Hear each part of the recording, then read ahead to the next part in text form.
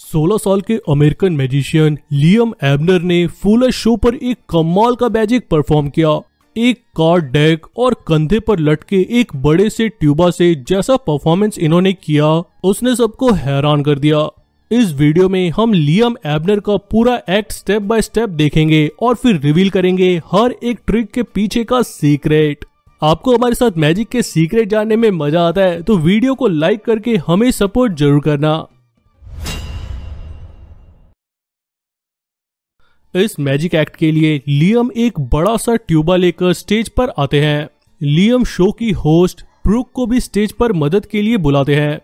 इसके बाद लियम एक कार्ड डेक अपने पॉकेट से निकालते हैं और इसे टेबल पर स्प्रेड कर देते हैं और ब्रुक से कोई भी एक कार्ड चूज करने के लिए कहते हैं। ब्रुक फ्रीली एक कार्ड निकालती है। लियम ब्रुक को एक मार्कर पेन देते हैं और इस चूजन कार्ड पर साइन करने के लिए कहते हैं। ये कोई फोर्स कार्ड नहीं था बल्कि बिल्कुल रैंडम कार्ड था जिस पर ब्रुक अपना साइन कर देती है। इसके बाद लियम इस साइन कार्ड को फ्लिप करते हैं और ब्रुक से इस कार्ड को वापस कहीं भी बीच में डालने के लिए कहते हैं। अब लियम इस डेक को हाथ में लेते हैं और शफल करते हैं। इतना ही नहीं, लियम ब्रुक को आधे कार्ड देते हैं और उनसे भी शफल करने के लिए कहते हैं। अब ब्रुक का साइन कार्ड इस डेक में कहीं भी हो सकता है। लियम इन सभी कार्ड्स को ट्यूबा के अंदर डाल देते हैं। अब तक सब कुछ फेयर लग रहा है, लेकिन इसके बाद यहाँ से मैजिक अलग लेवल पर जाता है। जादूगर लियम एक कंडक्टर्स बटन पॉकेट से निकालते हैं। ये एक पॉइंटेड स्टिक की तरह होता है। इसके बाद लियम इस ट्यूबा को उठाते हैं और प्लेइंग पोजीशन में आ जाते हैं। कोई डिस्ट्रैक्शन नहीं, कोई मिसडायरेक्शन नहीं, सिर्फ एक मैजिशियन और एक ट्यूबा। लियम कंडक्टर्स बटन को ट्यूबा के ऊपर रखते हैं।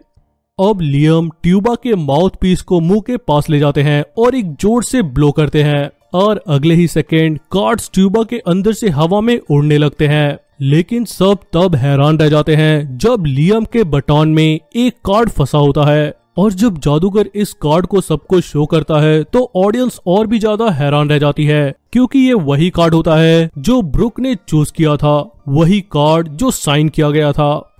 लेकिन कैसे? डेक के बीच में कहीं गुम हो चुका साइंड कार्ड इस बटन में कैसे फंस जाता है?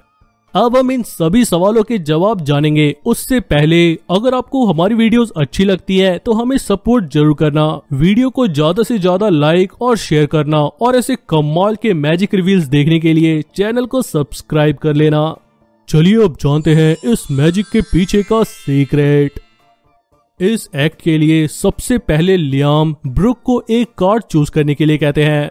ब्रुक फ्रीली एक कार्ड चूज करती है, उस पे अपना सिग्नेचर करती है और जैसा कि अभी आप देख सकते हैं ये साइंड कार्ड यहाँ डेक के ऊपर रखा है। इसके बाद लियम खुद इस कार्ड को फ्लिप करते हैं और फिर इसे ब्रुक को देकर इसे डेक के बीच में कहीं भी डालने के लिए कहते हैं।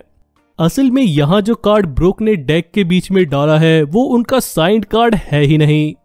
असल में ये डेक एक स्मूथ रफ डेक है जिसमें कार्ड्स दो के पेयर में टेम्पररीली चिपके हुए हैं।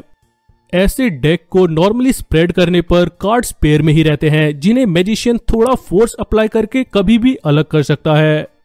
इस तरह यहाँ टॉप पर जो ब्रुक का साइन कार्ड है इसके साथ एक और कार्ड चिपका हुआ है।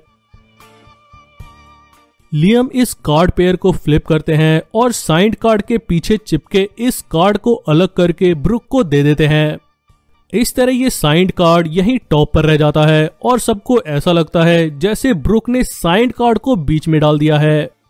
आप यहाँ लियम को कार्ड पिक करते हुए नोटिस करें तो साफ देख सकते हैं कि यहाँ एक नहीं बल्कि ये दो कार्ड्स आपस में चिपके हुए थे।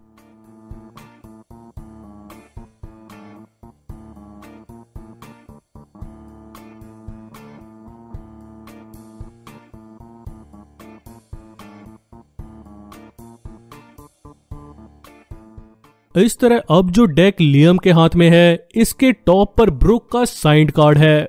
इसके बाद लियम डेक से ऊपर के आधे कार्ड्स ब्रुक को शफल करने के लिए दे देते हैं। तो क्या अब टॉप पर मौजूद साइंड कार्ड ब्रुक के पास चला गया है? बिल्कुल नहीं। यहाँ लियम बड़ी चालाकी से टॉप का साइंड कार्ड अपने पास ही रख लेते हैं। ऐसा करने के लिए लियम कुछ इस तरह के टेक्निक का यूज करते हैं। वो बड़ी चालाकी से टॉप का साइंड कार्ड अपने लेफ्ट हैंड में स्लाइड करते हुए उसके नीचे के आधे कार्ड्स को ब्रुक को दे देते हैं।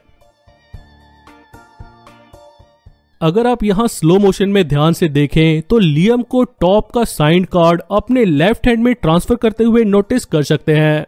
इस तरह राइट हैंड के ये हाफ कार्ड्स लियम ब्रुक को दे देते हैं, जिसे वो कितना भी शफल करे इससे कोई फर्क नहीं पड़ने वाला है। अब लियम के पास जो कार्ड्स है उसके टॉप पर साइंड कार्ड है, जिसे वो बिल्कुल बॉटम पर ले आते हैं। इसके बाद ब्रुक से बाकी कार्ड्स वापस लेने के बाद लियम फेक शफल करते हैं और साइंड कार्ड इस डेक के बॉटम में ही रहता है। साथ ही ये ट्यूबा भी कोई नॉर्मल ट्यूबा नहीं है, ये अंदर से कुछ ऐसा है। इसके बिल्कुल टॉप पर एक सॉलिड स्ट्रिप है जिसके सेंटर में एक होल है। साथ ही इसके नीचे ही एक कार्ड डिस्पेंसर लगा हुआ है।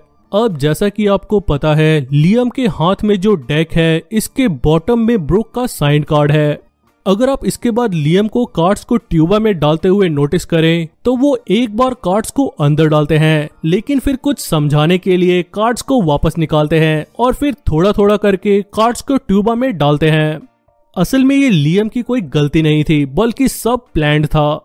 लियम जब पहली बार हाथ को ट्यूबा के अंदर डालते हैं वो बड़ी चालाकी से डेक के बॉटम में मौजूद साइंड कार्ड को यहाँ इस प्लेटफॉर्म के ऊपर रख देते हैं।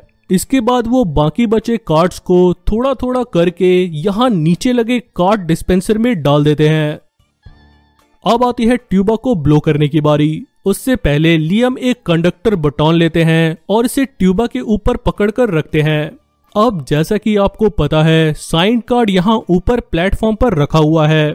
इस प्लेटफॉर्म के सेंटर में एक होल है, जिसकी वजह से लियम बड़ी आसानी से कंडक्टर्स बटन इस साइंड कार्ड में पहले से ही इंसर्ट कर लेते हैं। इसके बाद लियम ट्यूबा को ब्लो करने की एक्टिंग करते हैं और कार्ड डिस्पेंसर को ट्रिगर करते हैं, जिससे ट्यूबा के अंदर से कार्ड्स हवा में उड़ने लगते हैं। एक विजुअल डिस्ट्रैक्शन क्रिएट होता है और बटन में कुछ इस तरह साइंड कार्ड फंसा होता है। देखने में ये ऐसा लगता है जैसे लियम ने इतने सारे कार्ड्स में से साइंड कार्ड को बटन में कैच कर लिया है, लेकिन अब आप जानते हैं ये प्योर कंट्रोल, परफेक्ट टाइमिंग और एक क्लेवरली डिजाइन्ड प्रॉप की वजह से पॉसिबल होता है।